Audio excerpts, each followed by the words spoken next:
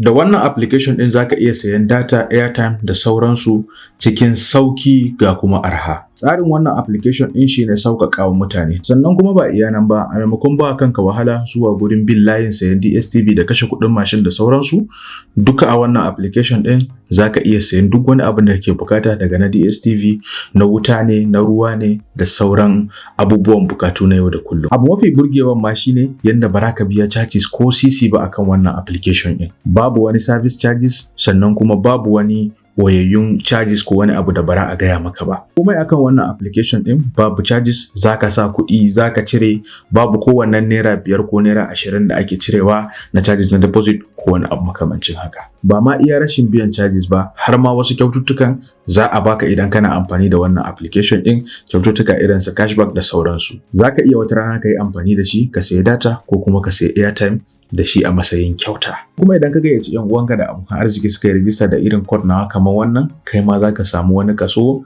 daga cikin rijistar su. Haka kuma idan suka yi verifying, kai ma zaka samu wani. Saboda haka wannan application ɗin Play Store da kuma App Store, website nasu shi ma yana aiki.